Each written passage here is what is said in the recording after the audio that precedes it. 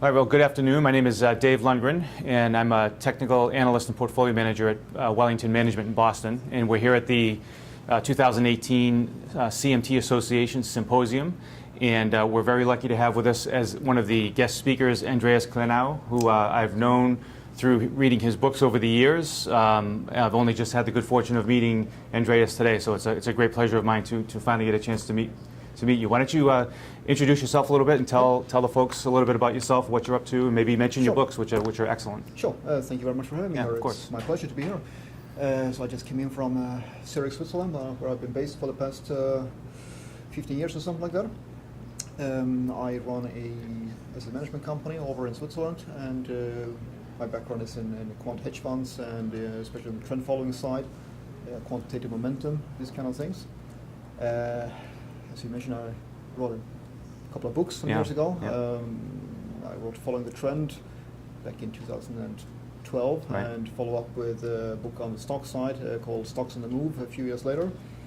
And I'm here today talking about counter trend models, or mean reversion if you like, right. And I just finished my talk just now. Yeah, which I thought was a fascinating concept in the sense that, the point you made was how back when trend following began, there was not a lot of assets, but now there's $250 billion in trend following assets, so that it's such a large contingent within the market that they can actually make exploitable patterns.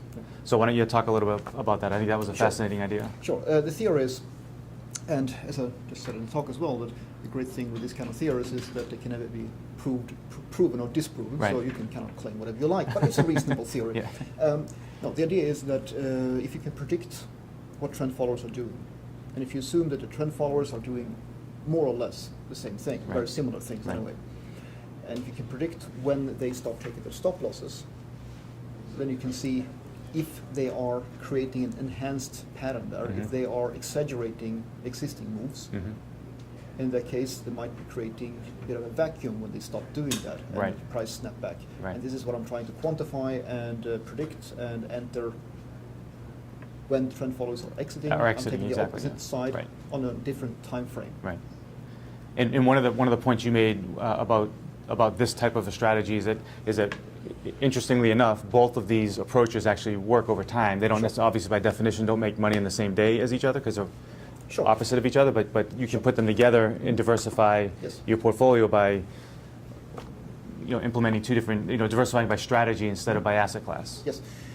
So they operate on different time frames, which means that trend followers can be very profitable in the long run. At the same time, you can make money from exploiting trend following behavior in the shorter run. Right. Now, you could also argue, which I think many people would do, and validly so, that why don't you just make a more complex trend following model that takes this into account and right, add these set of rules in there? Sure, you could, but then you end up with a very complex set of rules, right, difficult to evaluate, and difficult to evaluate this extra leg.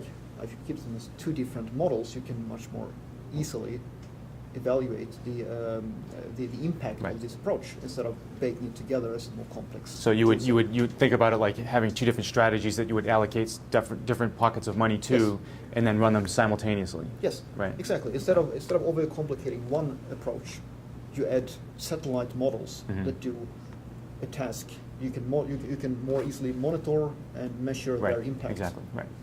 And then, so you had mentioned that you had two books, yes, and I'm more familiar with the trend following book. In addition, you wrote Stocks on the Move. Can you talk about the difference between the two? Is there like a big leap of science from one to the other, or is it just more just focusing on one specific asset class in the other book? I wanted to clarify a point with the second book, sure, and that is that I wanted to clarify a point. That was the reason for writing it. Mm-hmm. That in the first book I show diversified trend following. It's applied on a large set of futures market across all major asset classes. Now, a question I got quite often afterwards was, can you take this set of rules and just apply them on stocks? And right, my answer was no, you cannot. The reason you cannot do that is that even if you have thousands of stocks, they behave very, very similarly. Right. Correlation is... Yes. So you especially when you need correlation to be low, when you go into a crisis moment, when you really need correlation, that's when you lose it in stocks. Correlation goes to 1. Yeah. Exactly. In a sort of stress event, correlation approaches 1, and your diversification is gone. You're just holding beta, and probably more of it than you would like. Right. So therefore, in my view, you can do that. The point with diversified trend following is that you apply to all these different markets, and Some markets will perform well one year, others will not, but on average, you know that statistically you have a decent chance of Right. long-term profits. With stocks, my point was you have to do things a little bit differently. So I tried to show that what, in my view, could be done differently. And also, you cannot expect the same type of results. You will have a massive beta factor. You can Right. decide to take it or not take it, but you will be dependent on the overall performance in the stock market. You can't get away from that. Yeah. So what advice? So I trend following as well, purely all 100% equities, long only, and so we are constantly working with strategies to try to still introduce lack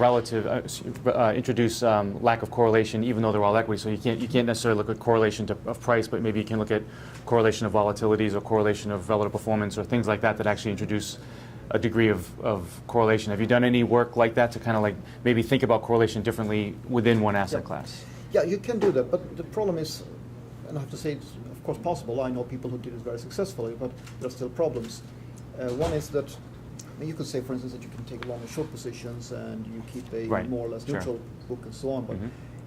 of course shorting is not as it's not as easy or as cheap as it might seem in simulations. Oftentimes, yeah. And the futures market, we can do more or less what we want. We can short with total impunity. Mhm. But in the stock market, well, you never know. Right. There are problems with borrowing costs, availability, Mhm. or recalls, and there are more issues at work. And again, especially when you want to short the most, is oftentimes when you can't. Yes, Right. and you still cannot hit any gross exposure number you would like. Mhm. You can't just target the risk side and ignore the exposure like Right.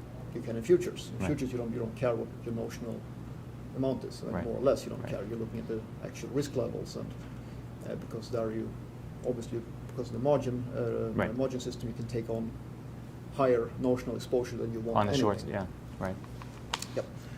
All right, so we're going to wrap up here, but I know you're working for a number of years now on a new book that you've rewritten multiple times. You were yes. telling me earlier. Yes. Any insights into what we might be looking forward to from you in your new book? Well, the problem is, since, as you say, I've been rewriting it a few times, so if I tell you now, it might be something different. It's a completely different book. About a year ago, I threw away 300 pages Yeah. I wasn't happy with, so it might happen again. Who Yeah. knows? No, I have no idea at this point. Right. We'll see. I have Okay. some. Well, we're looking forward to it. Like I said, your other two books are excellent, so I really look Thank forward to reading what you come up with next. And I want to thank you very much for making the effort to come here all the way from Switzerland to present. And I know you're exhausted, and you put a lot of energy and effort into this. Your presentation was excellent. I really appreciate it. Thank you. It was a pleasure to finally meet you. Thank you.